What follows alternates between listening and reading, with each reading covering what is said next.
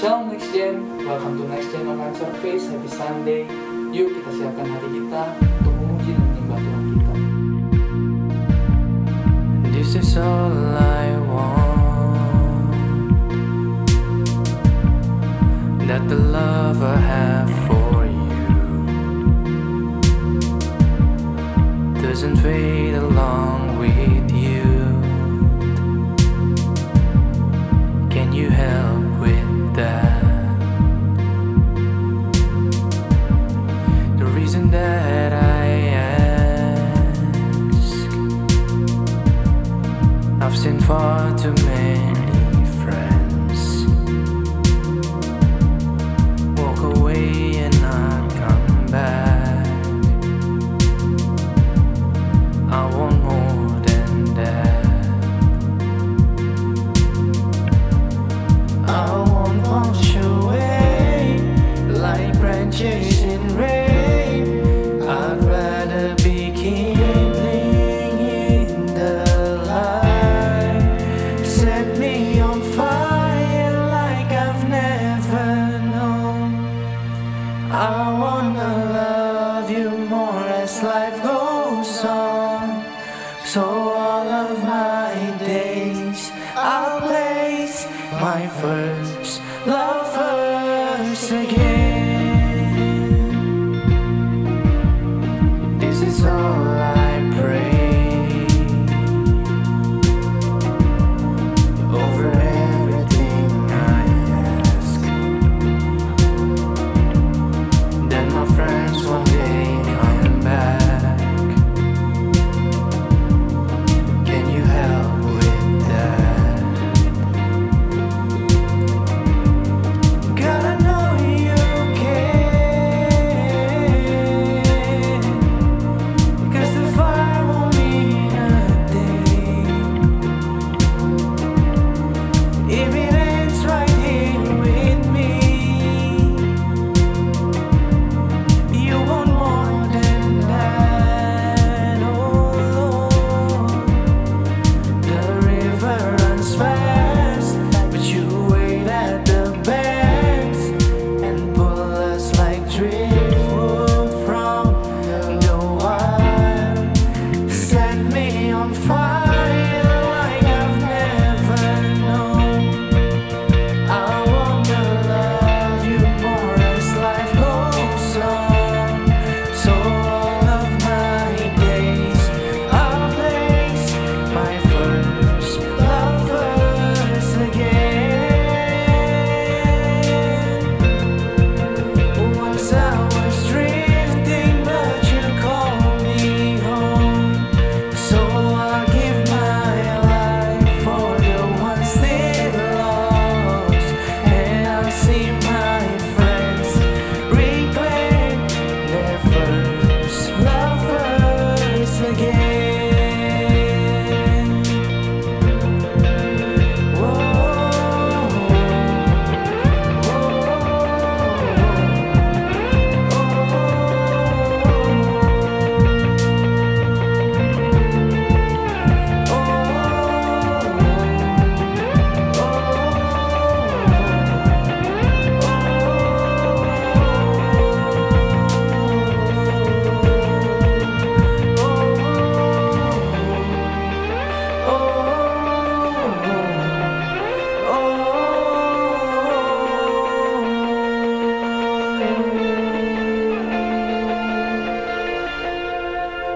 set me on fire like I've never known.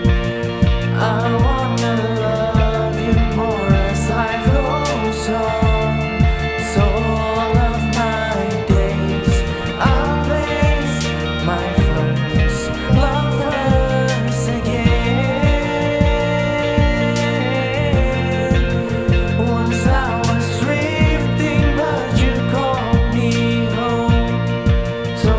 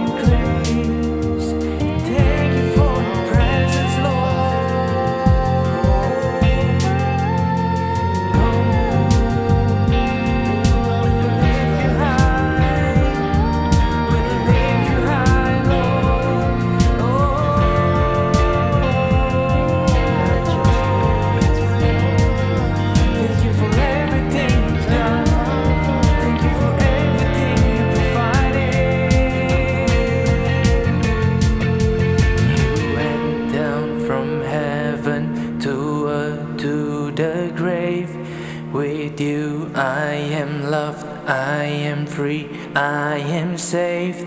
You went through the long ways to make sure I'll be okay.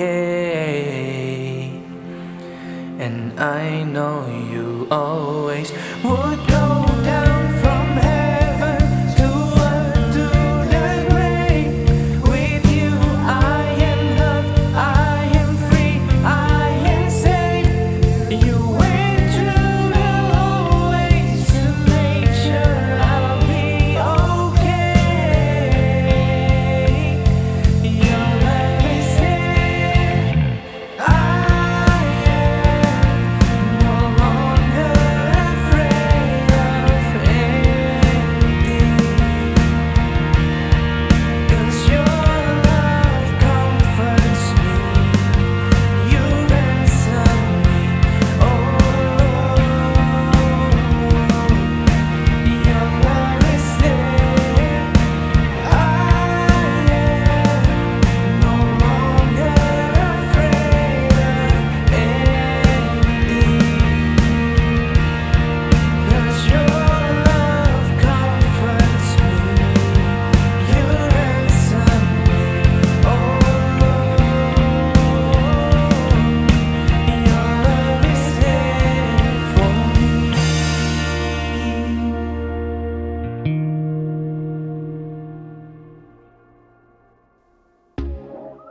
Shalom Next Gen, yuk mari kita memuji dan memuliakan Tuhan kita Yesus Kristus. Kerajaanmu datanglah di bumi seperti di surga. Kerajaanmu datanglah di tempat ini kau bekerja. Belenggu terlepas, pintu dibukakan saat Tuhan hadir, mujizat nyata. Gunung-gunung tunduk, badai pun terdiam saat kau berfirman, dahsyat kau Tuhan. Saat kami menyembah-Mu, Tuhan kau hadir, berkat kau curahkan. Takkan Tuhan meninggalkan perbuatan tangan-Nya. Kerajaanmu datang di tempat ini.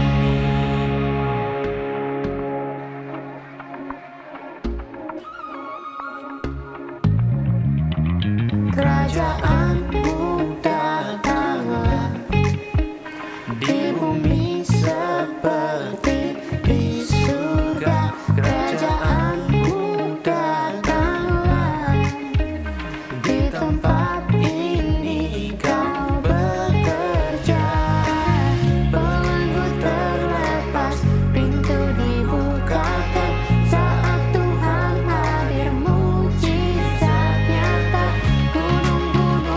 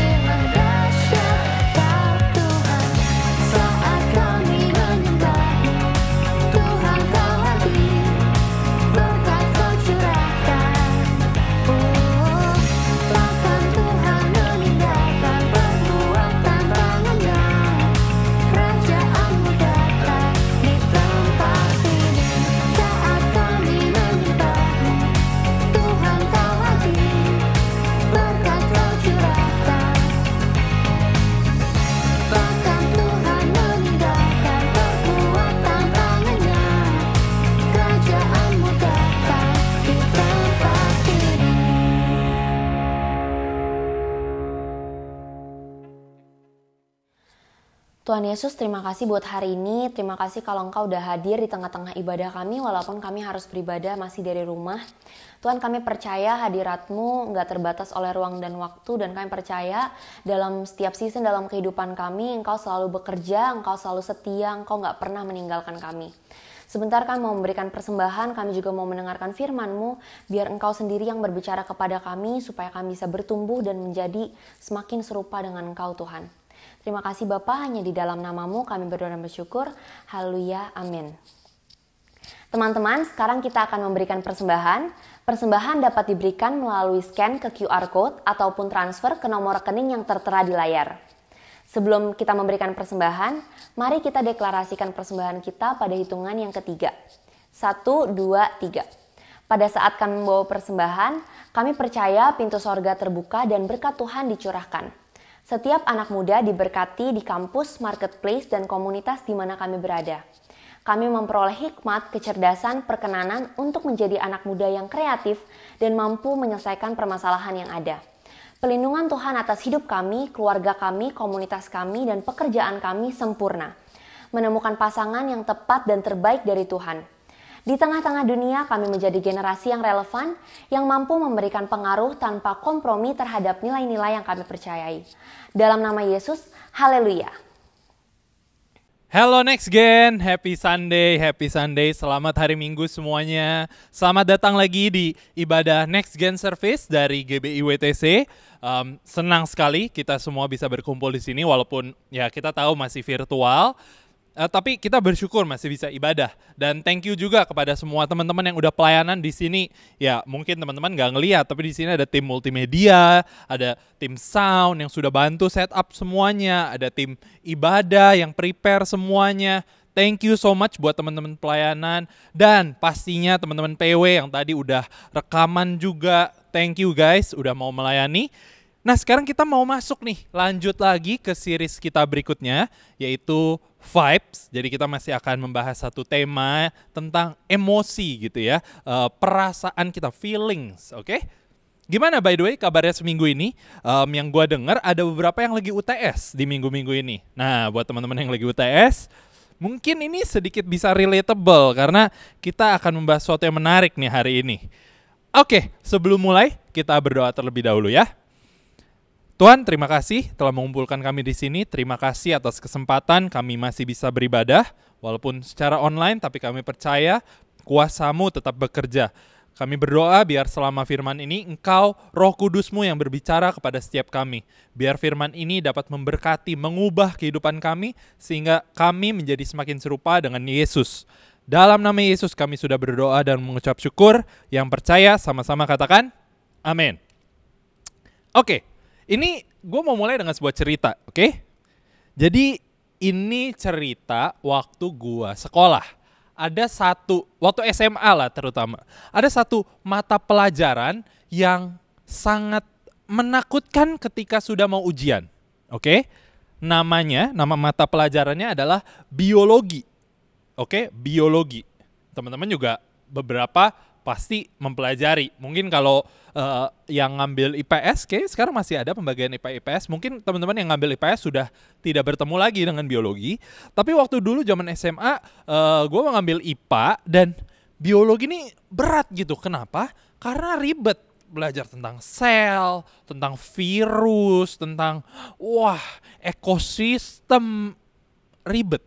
Sedangkan gue lebih suka matematika, fisika karena menurut gue itu ngitung. Jadi kan yang tinggal diingat rumusnya, angka-angkanya tinggal dimasukin. Tapi kalau biologi harus ingat semuanya gitu. Nah, waktu kuliah gue ambil psikologi. Ada nih satu mata kuliah yang menyeramkan, yaitu nama mata kuliahnya adalah teori perkembangan. Jadi belajar bagaimana perkembangan manusia berdasarkan sudut pandang para ahli psikolog. Waduh, ribet. Itu baik gua maupun teman-teman gua waktu belajar itu pasti sampai subuh, sampai nggak tidur gitu ya, karena susah banget gitu waktu ujian. Nah, waktu menghadapi ujian di dua ya, baik biologi ataupun kalau waktu kuliahnya teori perkembangan, ada suatu perasaan takut kalau gimana ya kalau gue sampai gagal? Gimana kalau sampai nilai gue jelek, lalu IP gue jatuh misalnya waktu kuliah kan, atau misalnya waktu sekolah harus remedial, berarti belajar lagi, atau belum lagi kalau nilai jelek mungkin aja nanti dikatain teman-teman, atau banyak ketakutan. Nah, hal ini juga yang akan kita pelajari di minggu ini secara khusus, yaitu mengenai fear atau ketakutan. Terkadang kita membiarkan perasaan takut ini mengontrol kehidupan kita. Oke? Kita pasti semua pernah mengalami ketakutan. Banyak, ya mungkin kayak tadi seperti pengalaman gue juga teman-teman pernah ngerasain takut ujian, atau ada ketakutan lain, ada yang takut ketinggian, ada yang takut ketika harus berbicara di depan umum, public speaking, berbeda-beda ketakutan orang. Nah, sebenarnya kalau ini misalnya berbicara biologi, pelajaran yang tadi saya takutin itu, sebenarnya ketakutan ada fungsi baiknya. Apa itu fungsi baiknya? Karena ketakutan sebenarnya mencegah kita dari bahaya. Contoh, misalnya kita lagi berdiri di suatu tempat yang tipis banget dan dari kaca atau cermin gitu, pokoknya tipis banget. Dan itu kita lagi di ketinggian. Wah, ada rasa takut, merinding gimana gitu. Atau misalnya kita lagi menggunakan benda-benda tajam, pisau atau apa, kita lagi motong atau apa. Kita jadi lebih berhati-hati dan ada semacam perasaan takut karena kita tahu misalnya salah, benda itu bisa berbahaya untuk kita. Jadi sebenarnya ketakutan ini nggak selamanya merupakan suatu hal yang negatif gitu. Tapi di sisi lain, memang kita juga mengetahui, ya pastinya gitu, semuanya juga udah pernah merasakan bagaimana ketakutan bisa membawa dampak negatif ke hidup kita. Terutama ketika mulai muncul pertanyaan what if atau bagaimana kalau. Oke? Bagaimana kalau nanti nggak diterima di universitas atau di sekolah atau di tempat kerja yang gue pengen? Bagaimana nanti kalau gue salah ambil keputusan di karir terus nanti akhirnya jadi enggak sukses? Bagaimana nanti kalau ulangannya jelek? Atau bagaimana nanti kalau gimana dong? Nah, what if ini awalnya berasal dari ketakutan, dan karena kita terus berpikirkan bagaimana kalau what if, akhirnya apa? Akhirnya kita nggak bisa benar-benar hidup di masa sekarang. Kita jadi mudah negative thinking, kita jadi overthinking, berpikiran terlalu banyak. Dan ya, stressful itu bukan hal yang baik untuk kita. Nah, beruntung banget di sini. Karena ternyata, here's the good news. Ini berita baiknya. Yesus banyak membahas tentang ketakutan. Hari ini kita mau bahas salah satunya bagaimana Yesus menghadapi ketakutan yang dialami bukan oleh dirinya, tapi oleh murid-muridnya. Menarik banget. Kita buka Alkitab kita, baik dari handphone atau Alkitab fisik, dari Matius 10 ayat 16. Oke? Matius 10 ayat 16. Di sini Yesus mengatakan suatu hal yang unik menurut gua, agak aneh bahkan, karena dibilang gini, Matius 10 ayat 6, lihat, aku mengutus kamu seperti domba ke tengah-tengah serigala. Bentar, Yesus bilang kita tuh kayak domba, diutus ke tengah serigala. Domba di hadapan serigala itu seperti mangsa, bisa dimakan nih domba oleh serigala. Kita semua mungkin juga belajar waktu di biologi atau di pelajaran IPA bahkan waktu kita SD. Jadi sebenarnya posisi kita itu bukan posisi yang bagus. Kita dibilang kita kayak domba, yang berarti mungkin diserang oleh serigala, mungkin dimakan oleh serigala. Tapi pertanyaannya, kenapa sih sekarang Yesus membahas hal ini? Kenapa? Kok kayaknya Yesus menempatkan kita pada posisi kayak gini? Seakan-akan hidup ini menakutkan gitu. Oh, kita nih domba loh di tengah serigala. Tapi sebelum Yesus ngomong ini gitu ya, kalau kita berkaca ke pengalaman sebelumnya dari ayat-ayat sebelumnya, di sini kan Yesus lagi ngomong ke murid-muridnya di Matius 10. Ya.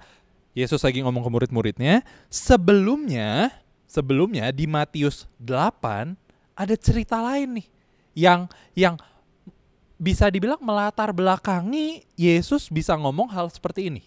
Nah, kita mau baca, makanya menarik banget nih. Kita coba lihat sekarang ke belakang dulu. Jadi Matius 8 ayat 24. Oke, kalau teman-teman baca lebih lanjut, di sini tuh ceritanya Yesus dan murid-muridnya lagi di perahu gitu ya. Lagi di perahu, ya tentunya di atas air gitu ya. Perahu di atas air, lagi jalan gitu. Mereka ada di perahu, lalu nah ini di ayat Matius 8 ayat 24-nya bilang seperti ini. Sekonyong-konyong mengamuklah angin ribut di danau itu, sehingga perahu itu ditimbus gelombang, tetapi Yesus tidur. Jadi mereka lagi jalan, ini ceritanya di danau, lagi jalan di atas perahu, tiba-tiba ada danau, ada badai yang gede banget. Jadi ini berhubungan dengan hidup mati gitu ya. Maksudnya bisa bayangin gak sih, di perahunya kan gak gede, ini bukan kapal pesiar. Ya dulu mungkin belum ada kapal pesiar gitu. Jadi perahu kecil, lalu ada badai besar. Mereka, murid-murid Yesus waktu itu takut, tapi menarik banget. Dibilang tetapi Yesus tidur. Yesus tidur. Oke, apa yang murid-muridnya lakukan? Mereka panik. Apa yang Yesus lakukan? Tidur. Nah, berikutnya apa yang dilakukan murid-murid Yesus nih waktu ngelihat Yesus tidur? Ada di ayat selanjutnya, Matius 8 ayat 25, dibilang gini. Maka datanglah murid-muridnya membangunkan dia. Dia ini Yesus, jadi murid-muridnya datang ke Yesus yang tadi lagi tidur, lalu membangunkan Yesus. Dibilang, Tuhan tolonglah kita binasa. Jadi murid-muridnya bangunin, bilang, Tuhan tolong kita nih bisa mati kalau gini terus. Oke? Nah menariknya, ini kan tadi ayat 25. Ayat 26. Ayat 26 berikutnya, apa yang Yesus katakan kepada murid-muridnya? Yesus bilang gini, Ia berkata kepada mereka, Matius 8 ayat 26 ya, Ia berkata kepada mereka, mengapa kamu takut? Kamu yang kurang percaya? Wow. Jadi ini badai gede, Yesus tidur, murid-muridnya ketakutan, murid-muridnya bangunin Yesus, Yesus malah bilang, kenapa kamu takut? Kamu orang yang gak percaya. Loh, ini kan badai. Wajar gak orang takut? Ya wajar aja karena ini situasi yang mengancam kehidupan. Tapi ternyata Yesus bilang, kenapa kamu takut? Kamu itu kurang percaya. Lanjutannya. Lalu bangunlah Yesus menghardik angin dan danau itu. Maka danau itu menjadi teduh sekali. Wow. Here's the point.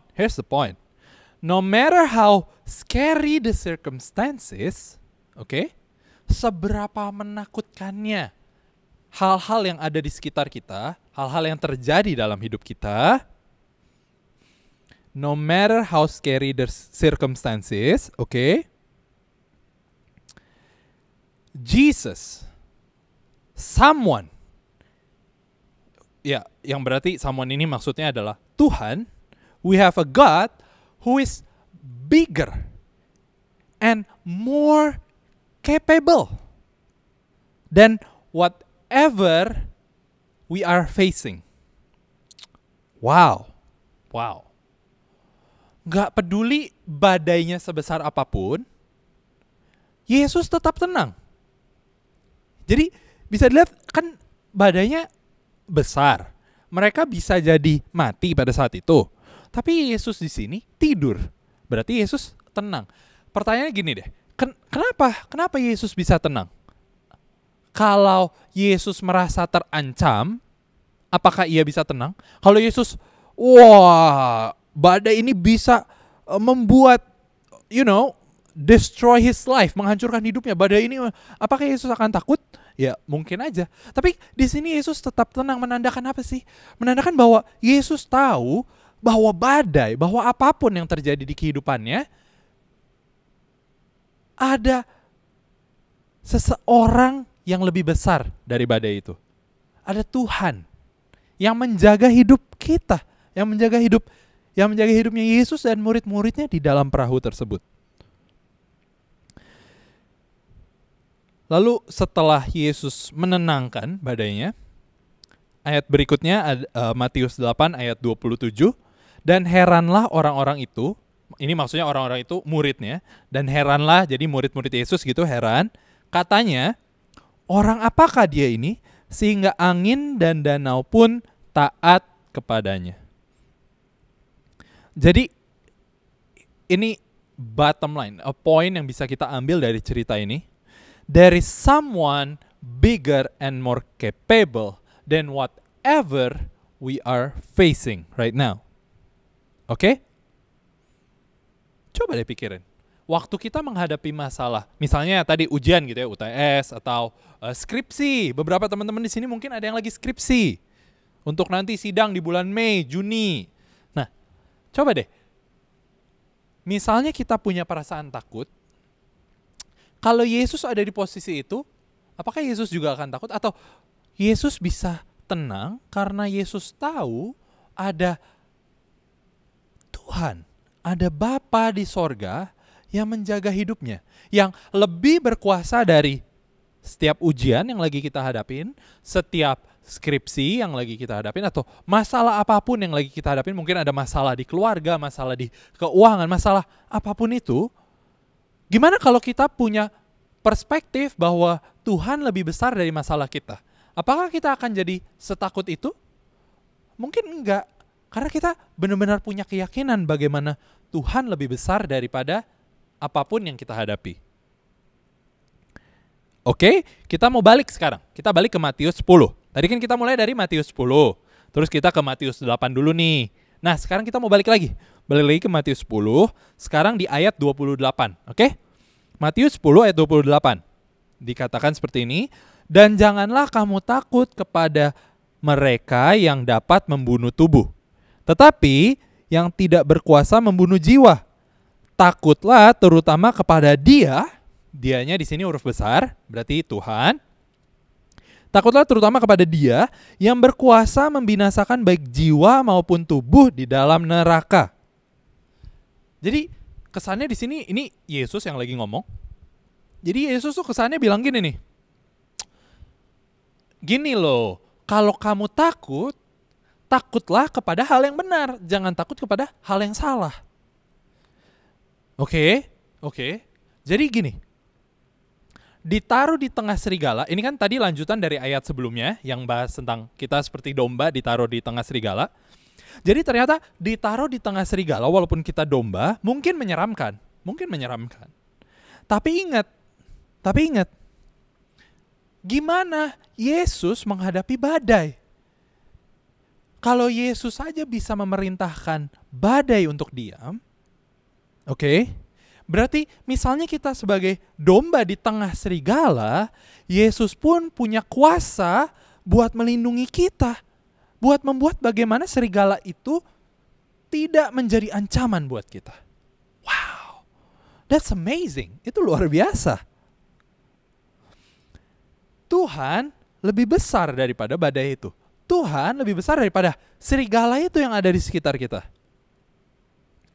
Nah ini lanjutan lagi. Yesus lanjutin di Matius 10 ayat 29 sampai 31. Oke, 29. Bukankah burung pipit dijual 2 ekor seduit? Namun seekor pun daripadanya tidak akan jatuh ke bumi di luar kehendak Bapamu. Ayat 30. Dan kamu, rambut kepalamu pun terhitung semuanya. Ayat 31. Sebab itu janganlah kamu takut, karena kamu lebih berharga daripada banyak burung pipit. Kamu lebih berharga. Coba garis bawain itu.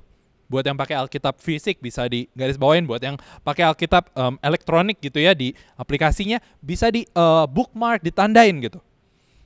Kamu lebih berharga.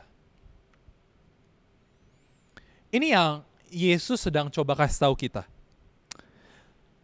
Tuhan memperhatikan kita loh. God is paying attention to us. Menurut Tuhan, kita ini berharga. You are precious. You are worthy. Kamu berharga di hadapan Tuhan. Berikutnya, nah kita di sini mau lanjut nih. Jadi di sini kan ceritanya Yesus, ini kan dia lagi ngomong ke ya tadi murid-muridnya gitu ya. Jadi Yesus lagi memberikan validasi ke murid-muridnya. Kamu tuh berharga, lihat nggak burung pipit. Pokoknya kamu, Tuhan tuh perhatian sama kamu loh. Tuhan perhatiin kebutuhan kamu. Tuhan peduli. Yesus sudah ngomong kayak gitu nih ya. Nah berikutnya kita mau maju lagi. Tadi kan Matius 10. Sebelumnya kita dari Matius 8. Sekarang kita mau ke Matius 14. Matius 14 ayat 22 sampai 33. Teman-teman bisa save dulu, nanti mungkin bisa baca abis ini ceritanya. Sini gue akan meringkas sedikit. Jadi ceritanya di sini mereka sekali lagi murid-muridnya ada di dalam perahu. Nah, jadi ini ceritanya field trip kedua gitu ya, atau jalan-jalan kedua. Tadi yang pertama kan yang sama Yesus, mereka di perahu kecil lalu ada badai. Nah sekarang yang kedua sama nih, mereka di perahu. Bedanya Yesus waktu itu nggak ada sama-sama mereka. Jadi Yesus terpisah gitu ya, dan murid-muridnya mengalami badai lagi. Menarik gak sih? Matius 8, murid-muridnya mengalami badai bersama Yesus. Matius 14, murid-muridnya mengalami badai, mirip loh di perahu juga. Bedanya Yesus lagi nggak ada di perahunya. Kira-kira apakah ini kebetulan? Atau jangan-jangan Yesus lagi mengajarkan mereka sesuatu? Coba deh, di Matius 8, mereka di perahu, di danau, ada badai. Di perahu itu ada Yesus. Yesus menenangkan badainya. Yesus bilang, jangan takut. Yesus bilang, bahkan itu lebih ke arah teguran gitu ya. Kenapa kamu takut? Gitu kan? Kamu kurang percaya. Yesus menegur itu ke murid-muridnya. Matius 8.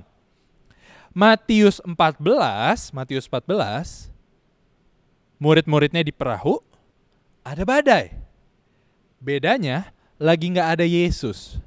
Ini kalau gua bisa membayangkan mungkin kalau di kehidupannya sehari-hari sekarang gitu ya. Ini anggapannya misalnya kita lagi melakukan sesuatu, ada guru yang ngajarin kita di sebelah, benar-benar memperhatikan gimana step by step kita melakukannya. Berikutnya di Matius 14 itu seperti misalnya guru udah oke, percaya dan dilepas, kita suruh oke, coba sendiri deh sekarang. Kamu udah saya amatin di sini. Kamu sekarang coba sendiri. Menarik banget di Matius 14 dan di sini ceritanya waktu badai, Yesus kan gak sama-sama mereka. Yesus selalu berikutnya datang ke mereka. Di Matius 14 ayat 27, Yesus mengatakan hal ini. Tetapi segera Yesus berkata kepada mereka, tenanglah, aku ini, jangan takut. Jadi murid-murid Yesus pada saat itu melihat, ya waktu itu kan Yesus berjalan di atas air, kalau teman-teman baca ceritanya, memang agak kurang kelihatan, tapi murid-muridnya menjadi takut, bahkan kalau teman-teman baca, menganggap awalnya kalau itu hantu gitu. Wah, hantu. Padahal itu Tuhan, itu Yesus. Jadi murid-muridnya masih takut nih. Dan Yesus akhirnya perlu datang dan bilang lagi, ini aku, jangan takut. Yesus berusaha mengingatkan mereka untuk kedua kalinya ya, atau mungkin udah berapa kali gitu diingetin buat jangan takut. Tuhan lebih berkuasa daripada badai. Tuhan lebih berkuasa daripada semua masalah kamu. Tuhan lebih berkuasa dari semua ujian yang kamu hadapi. Sayangnya Kalau teman-teman baca ini cerita tentang murid-murid Yesus sampai akhir gitu ya, misalnya sampai selesai Matius, selesai Lukas. Kalau teman-teman baca pokoknya semua cerita murid Yesus, murid-murid Yesus sampai pada Yesus mati di kayu salib, mereka masih sering mengalami ketakutan. Tapi titik baliknya ada pada kebangkitan Yesus. Waktu Yesus bangkit, itu mengubah segalanya dalam kehidupan murid-murid Yesus. Walaupun mereka diancam, walaupun mereka ada orang yang ingin membunuh mereka, mereka tetap berani mengakui bahwa mereka itu pengikut Yesus. Ini suatu hal yang luar biasa bahwa kebangkitan Yesus ternyata mengubah segalanya. Dan hal yang sama, kalau gue boleh tarik sedikit sekarang ke kita gitu ya, gue percaya bahwa kebangkitan Yesus tersebut juga bisa mengubah hidup kita semua kalau kita mau menerima Yesus sebagai Tuhan dan Juru Selamat kita. So, here's the thing.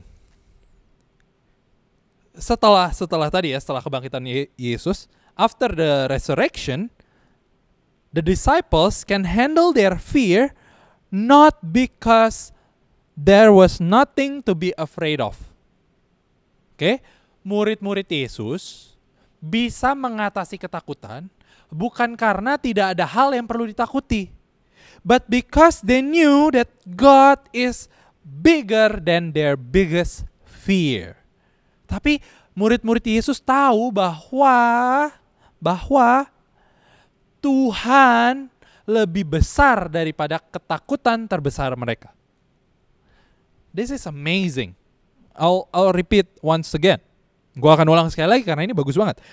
They can handle their fear not because there was nothing to be afraid of, but because they knew that God is bigger than their biggest fear. Tuhan lebih besar daripada ketakutan terbesar kita. Oke, kita akan sekarang coba deh, misalnya dalam keseharian gitu. Jadi apa sih yang harus gua lakukan, Kak, Koh, Ci, Pak, Bu, gitu. Apa yang harus saya lakukan? Oke? Don't let fear control your life. Jangan biarkan ketakutan mengendalikan hidup kita. Mungkin ini luas banget gitu ya. Tapi kalau mau ditarik yang lebih keseharian, coba deh. Ada nggak kesempatan-kesempatan yang kita lewatkan karena kita takut? Misalnya disuruh maju ke depan buat presentasi, takut. Padahal bisa aja kalau presentasi, ternyata siapa tahu kita jadi tahu kita bagus di bidang itu.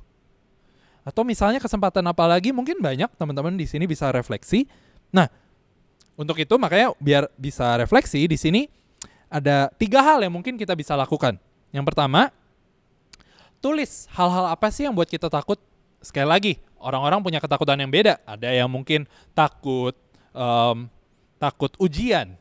Ada yang mungkin takut menghadapi seseorang karena wah orang ini serem banget, galak gitu, jadi takut. Tulis aja, tulis ketakutannya apa. Lalu coba doakan, bawa ketakutan itu ke Tuhan. Minta Tuhan, seperti murid-muridmu, berikan aku juga paradigma, berikan aku perspektif agar aku bisa tahu bagaimana Tuhan lebih berkuasa dari ketakutanku. Dan yang ketiga, coba ceritakan ke small group leader, ceritakan ke ketua care cell, small group leader kalian tentang ketakutan itu. Jadi misalnya teman-teman tadi takut sama ujian, coba sharing ke small group leader, minta didoain, karena kita di sini percaya bahwa ada kuasa dalam komunitas. There's power in community. Makanya kita di sini sangat amat mendorong buat semua teman-teman untuk tergabung dalam small group, dimentorin, dibimbing oleh kakak-kakak pembinanya. Oke? So here's the bottom line to close this service. Because of Jesus, fear does not have to be the boss of you. Karena Yesus, ketakutan tidak perlu menguasai dirimu. Gue ulang sekali lagi. Because of Jesus, fear does not have to be the boss of you. Karena Yesus, ketakutan tidak perlu lagi menguasai hidup kita semua. Amin. Mari kita berdoa, kita tutup ibadah ini sebelum kita nanti perjamuan kudus. Tuhan, terima kasih atas firman-Mu yang menguatkan kami, mengajari kami mengenai ketakutan. Kami berdoa Tuhan, biarlah mulai dari saat ini, Roh Kudus-Mu datang ke setiap hidup kami, membawa kami mengerti bagaimana Tuhan lebih besar daripada ketakutan terbesar kami. Sehingga setiap ada ketakutan, kami bisa menang dari ketakutan tersebut, kami bisa menyaksikan bagaimana Tuhan lebih berkuasa daripada ketakutan kami. Terima kasih ya Bapa, terima kasih. Kami yakin dan percaya Tuhan, sama seperti murid-murid-Mu, kami pun dapat menjadi pengikut-pengikut Kristus yang berani. Dalam nama Yesus kami sudah berdoa dan mengucap syukur. Amin. Amin. Shalom saudara, sebentar lagi kita akan menerima perjamuan kudus. Mari kita persiapkan anggur dan roti kita masing-masing. Jika semua sudah, saya jemput untuk bangkit berdiri di tempat di mana saudara berada. Dan mari sama-sama kita angkat roti di tangan kanan kita tinggi-tinggi di hadapan Tuhan. Sebab apa yang telah kuteruskan kepadamu telah kuterima dari Tuhan, yaitu bahwa Tuhan Yesus pada malam waktu ia diserahkan, ia mengambil roti. Dan sesudah itu ia mengucap syukur atasnya, ia memecah-mecahkannya dan berkata, "Inilah tubuhku yang diserahkan bagi kamu. Perbuatlah ini menjadi peringatan akan aku." Kekasih-kekasih Kristus, bukankah roti yang kita pecah-pecahkan ini adalah persekutuan kita dengan tubuh Kristus? Mari kita makan dalam nama Yesus.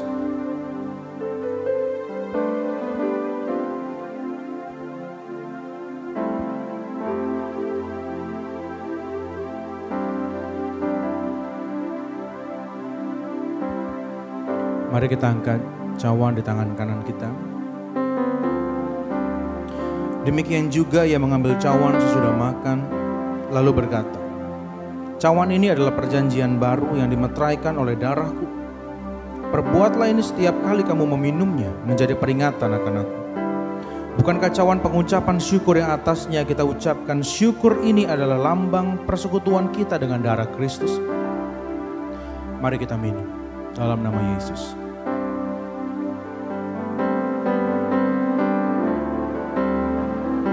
Mari sembah Tuhan. Naikkan syukurmu atas kebaikannya yang tidak pernah berhenti, atas hidupmu, atas keluargamu. Naikkan syukurmu.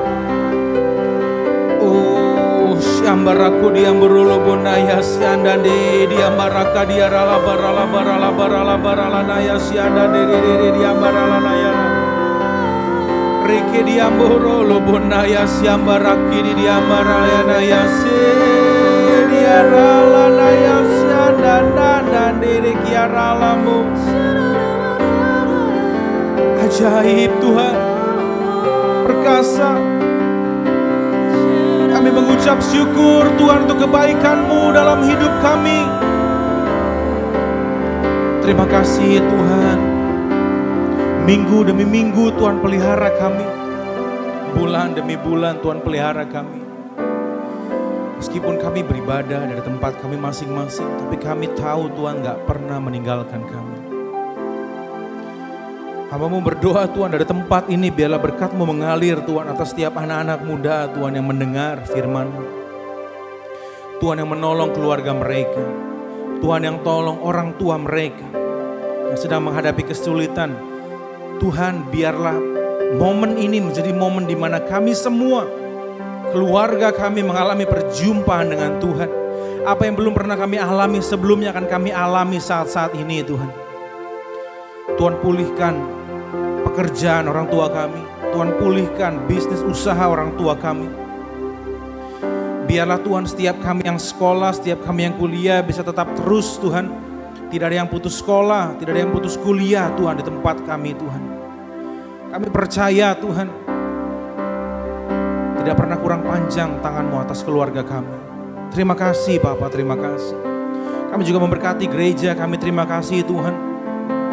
Yang mau terus Tuhan menjadi wadah tempat kami berlatih, kami dididik Tuhan, menjadi anak-anak yang takut akan Tuhan, menjadi anak-anak yang bisa menghargai Yesus. Persiapkan kami Tuhan untuk bisa menyambut Pentakosta yang ketiga. Aku berdoa setiap anak-anak muda akan bertumbuh Tuhan, setiap hari semakin dekat, segambar dan serupa dengan Tuhan. Sehingga pada waktu roh-Mu Tuhan dicurahkan besar-besaran, kami adalah anak-anak muda yang siap dipakai Tuhan untuk menjadi alat-Mu, menjadi mentor, menjadi sahabat, menjadi keluarga yang baik Tuhan bagi anak-anak muda yang lain. Berkati bangsa kami Tuhan, pulihkan Indonesia. Biarkan Tuhan tolong supaya bangsa kami Tuhan menjadi negara yang maju, menjadi bangsa yang tidak lagi menengah, tapi menjadi bangsa yang maju Tuhan, yang bisa melunasi setiap hutang-hutangnya. Semakin damai, penuh dengan sukacita bangsa kami Tuhan. Tidak ada lagi pertumpahan darah, tidak ada lagi isu sara yang dinaikkan Tuhan, karena kami semua adalah satu di dalam Engkau. Dan Tuhan berikan hikmat kepada setiap orang-orang-Mu Tuhan, anak-anak Tuhan, supaya timbul Tuhan, supaya mereka bisa menghasilkan Tuhan satu obat yang baik Tuhan untuk coronavirus ini Tuhan, supaya semuanya bisa sehat dan kuat Tuhan. Terima kasih Bapak, terima kasih. Dan kalau sebentar kami akan menerima berkat-Mu, mari angkat dua tangan. Biarlah berkat yang terbaik adalah Bapa di surga, berkat yang terbaik dari Tuhan Yesus, berkat yang terbaik dari Roh Kudus menyertai hidup keluarga-Mu, sekolah, kuliah, pekerjaan, bisnis, usaha, dan pelayanan. Mulai hari ini, besok, bahkan sampai selama-lamanya. Kita yang percaya dan diberkati Tuhan sama-sama katakan amin.